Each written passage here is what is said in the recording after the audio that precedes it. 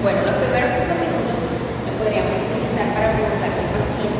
que ellos han pasado en su vida antes de llegar. O sea, qué pasó en su vida, qué sucesos han transcurrido y preguntarle cómo estuvo su vida.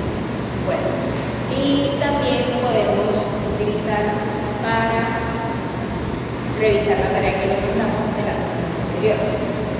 Entonces, ya después de eso, ya ahí sí podríamos empezar con lo que se dice el trabajo, que es lo que nosotros vamos a hacer, lo que vamos a realizar en la terapia, de lo que se va a hablar, o sea, todo lo que está agendado para tratar en la terapia.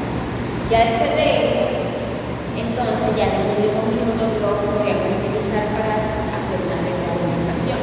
Una retroalimentación para saber que el paciente comprendió, al igual para nosotros tener 100%, por decirlo así, nosotros tener 100% la seguridad de que el paciente entendió lo que fue la información que nosotros le queríamos dar, al igual que también nosotros comprobar nosotros 100% de que entendemos todo lo que el paciente está entendiendo y todo eso. Y también los últimos minutos lo podemos utilizar para mandarle las tareas al paciente. Cabe resaltar que las tareas deben ser deben de tener una relación con lo que se trató en la sesión y con lo que se quiere buscar. No pueden ser tareas que se salgan de ese plano. María José Cera, y me estoy hablando de las técnicas conductuales. Las técnicas conductuales se van incorporando a lo largo de la terapia que tengamos con el paciente depresivo, van de la mano con la terapia cognitiva. Se podría decir que es una terapia cognitiva conductual.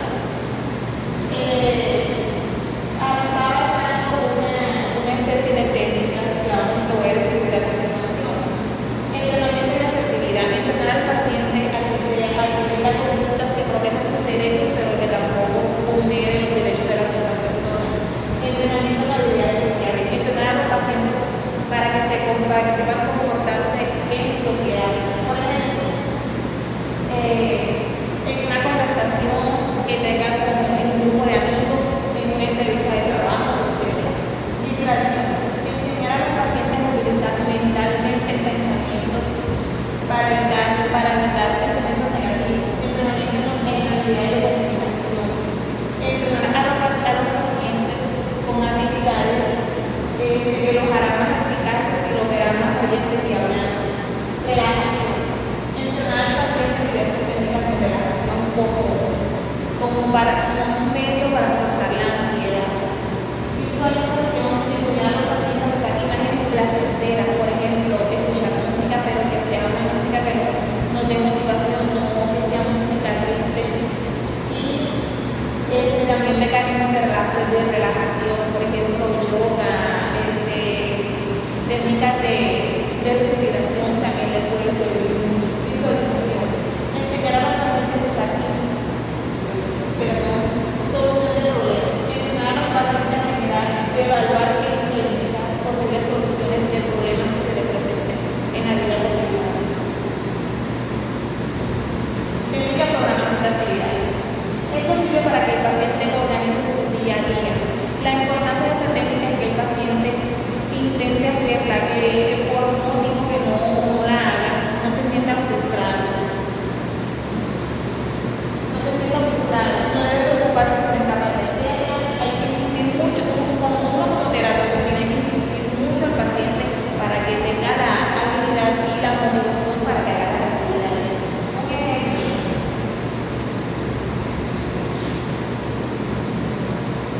Esta es la hora de programación de actividades que vamos a programar al paciente.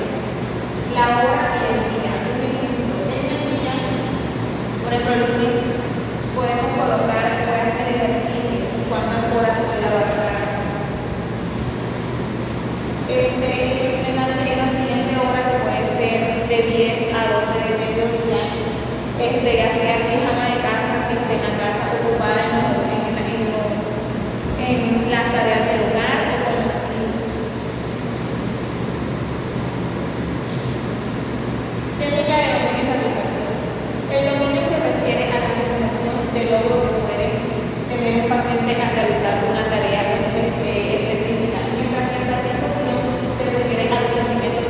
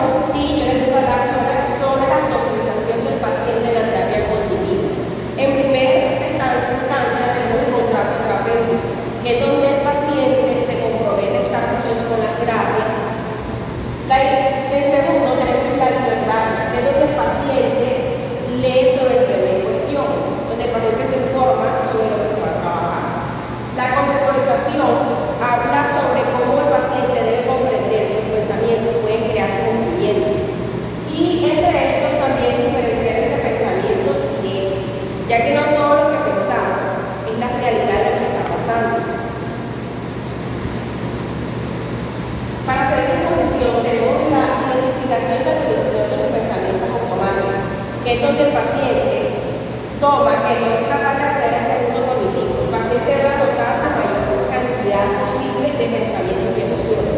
En esto le tenemos un ejemplo, que es la hoja de registro de pensamientos, que es donde el paciente escribe la situación, las emociones, los pensamientos automáticos, la respuesta racional y los resultados que tiene sobre esta creencia. Aquí tenemos un ejemplo de una paciente con ansiedad. Aquí dice que estoy esquiando, que vendría siendo la situación específica de lo que está viviendo. Emociones, tenemos ansiedad del 80%, que es lo que está sintiendo. Pensamientos automáticos, tengo un dolor de mi tengo una hernia. En la respuesta racional no es posible, porque puede esquiar y hacer todo. Aquí tenemos lo que es, ella ya piensa racionalmente y dice, lo que tengo es dolor de cabeza. La ansiedad baja hasta un 20%. Para hacer una conclusión, tenemos el análisis de la orden incorrecta, que viene mucho por el ejemplo que acabé de dar. El análisis de la orden incorrecta se basa en ayudar a la persona a identificar los pensamientos negativos que están contribuyendo en sus problemas emocionales. ¿Qué hace el terapeuta? Que el paciente logre identificar los errores en el pensamiento que está teniendo su paciente en cuestión. Puede comenzar a desarrollar patrones de pensamiento mucho más realistas y mucho más útiles. Tenemos también, entre ellos, la búsqueda de respuestas alternativas. En esta, implica que el paciente busque diferentes soluciones. ¿Esto para qué? Para que el paciente desarrolle respuestas mucho más razonables y mucho más realistas. El objetivo de esta parte de la terapia es que el paciente tenga una perspectiva mucho más, a una visión mucho más productiva y racional. La comprobación